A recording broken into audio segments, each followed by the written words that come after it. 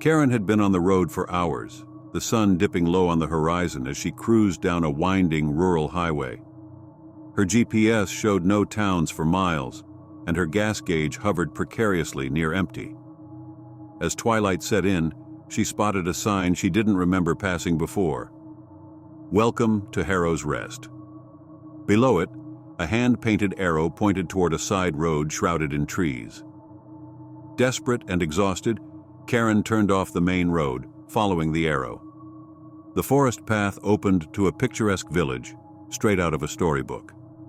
Cobblestone streets wound between charming cottages with thatched roofs. Vibrant flower beds lined the sidewalks, and a small fountain gurgled in the square. The sight was so serene, so perfect, that Karen felt her unease melt away. She parked her car near the square and stepped out, expecting to be greeted with the usual sounds of a small town. Laughter, conversations, maybe the clang of a distant bell. But there was only silence. The village seemed to hold its breath. Then, as if on cue, a group of smiling villagers appeared, emerging from doorways and shops. "Hi," Karen said hesitantly. "I'm looking for help.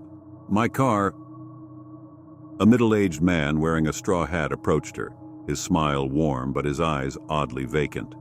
Instead of speaking, he pointed toward a large building in the center of the village, a quaint inn with ivy climbing its stone facade. Karen noticed the other villagers watching her, all with that same unwavering smile. The innkeeper, a plump woman with rosy cheeks, greeted her at the door with a small curtsy. Karen tried again to explain her situation, but the woman only gestured for her to come inside. The inn's lobby was cozy, with a roaring fire in the hearth and the scent of freshly baked bread wafting through the air. Despite the inviting atmosphere, Karen couldn't shake the feeling that something was wrong. "Is there a mechanic nearby, or maybe a gas station?" she asked. The innkeeper nodded, but instead of answering, she handed Karen a steaming cup of tea and pointed toward an armchair by the fire. Karen's nerves frayed further as she sipped the tea. Why wouldn't anyone speak? She decided to explore the village and find answers herself. Stepping back into the square, she saw villagers tending gardens, sweeping porches, and carrying baskets of produce, all smiling, all silent. The children were the worst. They played in the streets, running and skipping, but their laughter was muted, their mouths moving without sound. When Karen approached a little girl drawing with chalk, the child froze, her head tilting slightly as if listening to something Karen couldn't hear. The girl's unblinking eyes locked onto her, sending chills down her spine. As night fell, the silence deepened. Karen returned to the inn where the innkeeper handed her a lantern and escorted her to a room upstairs. The room was quaint and comfortable, yet the oppressive quiet made her uneasy. She double-checked the lock on her door and crawled into bed, but sleep eluded her. Around midnight, she awoke to a faint scratching sound. At first, she thought it was a branch brushing against the window, but the noise grew louder, more deliberate. She peered outside and froze. In the village square, the villagers stood in a perfect circle, all staring directly at her window. Their smiles were gone, replaced by blank expressions. In the center of the circle stood a tall, shadowy figure cloaked in darkness. Panic set in. Karen tried the door, but it wouldn't budge. The scratching sound moved from the window to the door. Suddenly, the lantern on her bedside table flickered, its light casting long, distorted shadows across the room. One of the shadows peeled itself from the wall and began to take form.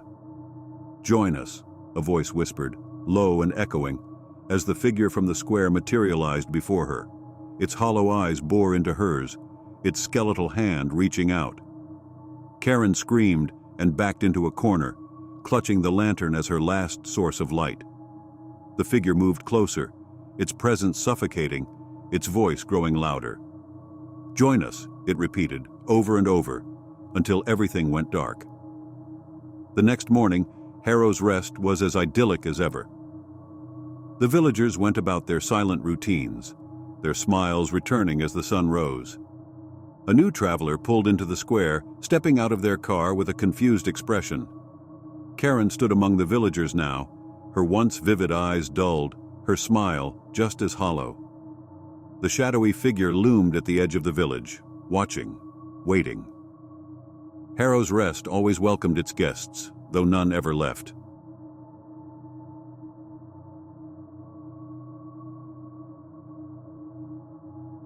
A group of friends, Jake, Lisa, and Matt, were driving through a quiet, sleepy town on a summer afternoon when they spotted the dilapidated carnival at the edge of a barren field. It looked like something out of an old, forgotten era, neon lights flickering faintly, carnival music playing at an eerie, warped pitch, and rusted rides slowly creaking in the breeze. The place had been long abandoned, or so they thought. "It looks like it's been closed for years," Matt said, eyeing the broken Ferris wheel in the distance. "Yeah, but there's something about it," Jake replied, his eyes gleaming with that adventurous spark he always had. "Let's check it out. Maybe it's a haunted attraction or something." Lisa, who was always the cautious one, hesitated. "I don't know, guys. It feels off. I'm not sure we should—" Before she could finish, Jake was already heading toward the entrance. "Come on, it'll be fun. You're always such a buzzkill." Reluctantly, Lisa followed, and Matt trailed behind, clearly intrigued. They wandered through the darkened carnival, the gravel crunching underfoot.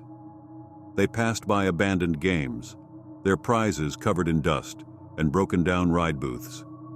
But the strangest thing was a lone, old-fashioned claw machine standing at the center of the midway.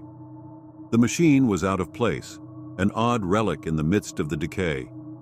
It stood tall, with glass panels fogged with years of neglect, and inside were several prizes, stuffed animals, but not just any stuffed animals. These were unnervingly lifelike, with detailed stitching, strange glassy eyes, and fur that seemed too real to be fake. There were no signs, no labels, just the words, "Win your destiny," scrawled across the top in peeling, faded paint. Jake's eyes gleamed as he approached the machine. Well, look at this. Old and creepy. I'll bet it still works." Lisa shuddered. "I don't know, Jake. This place is giving me the creeps." But Jake was already digging in his pocket for some change. What's the worst that could happen? He dropped a coin into the slot, and the machine whirred to life. The claw jerked forward, groaning as if struggling to move. After a few moments, Jake managed to snag a stuffed fox, a grotesque orange-furred creature with too many details. Sharp teeth stitched into its mouth, a threadbare patch on its left ear, and eyes that didn't blink. "This is messed up," Matt muttered as he watched the fox dangle from the claw. "What kind of game is this?" Jake shrugged and retrieved the prize. "It's mine now. You're all just jealous." As they made their way back to their car, they joked and laughed, but something about the fox felt wrong. Jake kept glancing down at it, but every time he did, the fox seemed to be staring back at him, its glass eyes gleaming with something almost alive. That night, after setting up a fire by the car and settling in for some beers, the group tried to forget about the strange claw machine. But it was hard. The shadows of the carnival felt like they were creeping closer with every passing minute, and the flickering lights of the nearby rides cast long, eerie reflections on the ground. As the night wore on, they sat in silence, occasionally speaking in hushed tones, the air heavy with unease. But it wasn't until they heard a faint rustling from the direction of their tent that they realized something was very wrong. Jake looked down at the fox, which he had left on the ground by the fire. And that's when it moved. Its head tilted at an unnatural angle, and its mouth opened. "Jake, tomorrow you'll wish you had stayed home," it whispered in a low, raspy voice that didn't seem to come from anywhere, yet filled the entire space around them. The fire crackled, and Matt laughed nervously. "What the hell? This is some weird prank, right?" But Jake didn't laugh. His heart hammered in his chest as the fox continued to speak. "You cannot escape what's already been chosen for you." The friends stared at the toy, horrified. They'd all heard it, each of them, the whispers. But it was only the beginning. Jake immediately grabbed the fox and hurled it into the fire, desperate to end whatever curse it had brought with it. But even as the flames consumed it, the toy didn't burn. Instead, it let out a final, guttural scream, then vanished into ash, only to be replaced by another prize. A stuffed rabbit with matted black fur, stained in places with crimson. This new prize had a stitched message on its chest. One destroyed, another rises. Matt grabbed the rabbit, unable to stop himself. His fingers trembled as he read the inscription aloud. You shouldn't have ignored the first warning. Suddenly, the ground shook beneath them. The wind howled through the empty carnival grounds, and the eerie sound of carnival music echoed in the distance. The sky darkened as if the night was growing longer. The friends knew then that the strange claw machine wasn't just some game, it was a trap. No matter how hard they tried to destroy the new prize, it kept coming back. The next day they found another claw machine, this time on the outskirts of town, just waiting for them to return. And as they attempted to leave, a low, rumbling voice echoed through the air. You can't escape what's already chosen. The trio was caught in an endless cycle of horror, each new prize more twisted and sinister than the last. Each toy they destroyed gave birth to another, a monster that whispered their deepest fears, an embodiment of the darkest moments they would soon face. The more they tried to escape, the more the prizes multiplied, forcing them back to the carnival where their fate was sealed.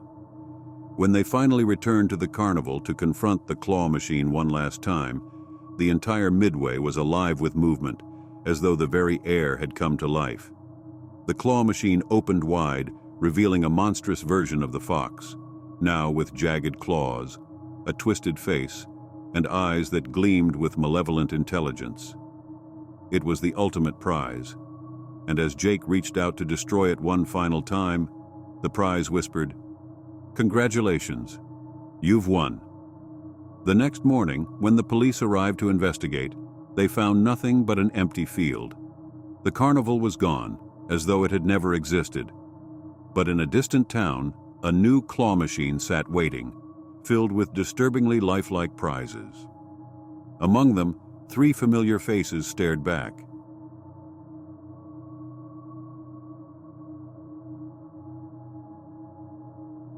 Lena was an aspiring artist, struggling to find inspiration and her place in the art world. Her apartment was small, cluttered with half-finished canvases, brushes, and paint tubes, yet she still felt a deep longing for something more.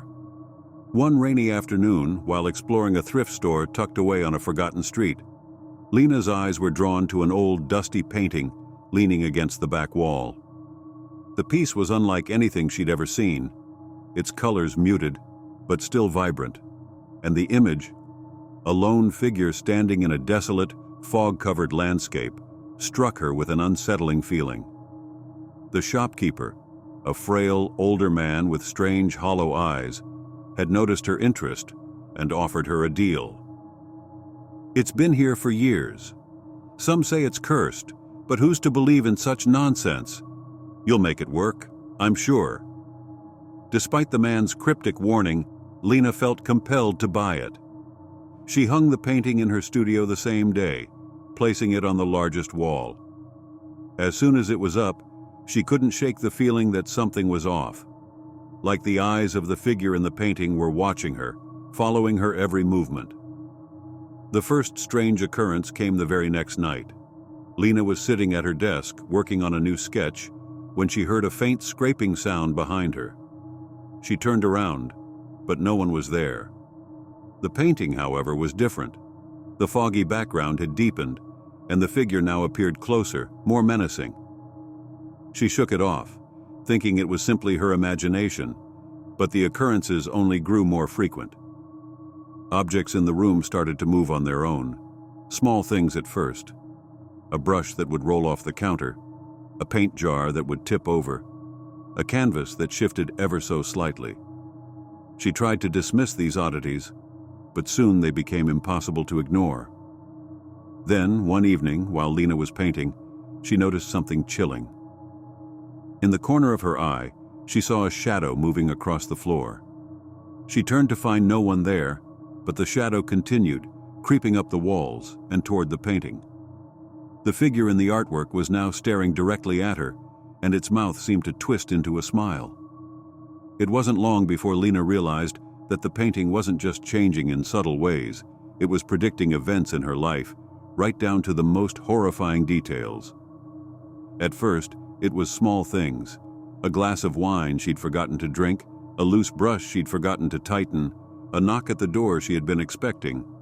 But then, the painting began to show things more disturbing, things that hadn't happened yet. One evening, as she stared at the painting, she saw an image of herself, sitting alone in her studio with a look of terror on her face. The fog in the background had cleared, revealing a figure standing just behind her, its features hidden in the shadows. The moment she turned her head, the shadowy figure began to fade, as if it had never been there at all. But Lena was already trembling. The date on the painting's border was clear. It was for the next evening. That night, she stayed up late, watching the painting, waiting for the ominous event it had shown her. The room was silent, but she could feel the tension in the air. At exactly midnight, the door to her studio creaked open. Heart pounding, Lena stood up, the hair on the back of her neck standing on end. She wasn't alone anymore. The shadowy figure, which had been a mere outline in the painting, was now standing in her doorway, just as it had been in the artwork. Lena ran, but no matter where she went, the figure followed, slipping through the rooms like smoke, vanishing and reappearing at will. The terror that had once been confined to the painting had spilled into the real world, and now, Lena was no longer certain whether the events were predestined or controlled by the malicious force within the cursed artwork. Desperate, she tried to destroy the painting, but each attempt only caused more strange things to happen. When she cut the canvas, it would repair itself overnight, and when she burned it, the smoke would form disturbing shapes, figures she recognized from the painting, as if they were alive, mocking her attempts to break free. The more she tried to fight it, the stronger the curse seemed to grow. Soon, Lena realized the truth. She wasn't just seeing her fate in the painting. The painting was controlling her destiny.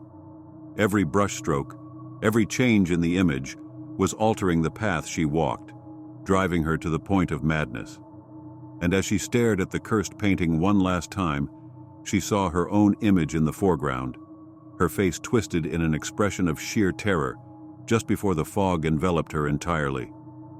The painting was no longer predicting her fate, it was shaping it. Lena tried to run, but she knew deep down that it was already too late. The figure in the painting had her now, it always had,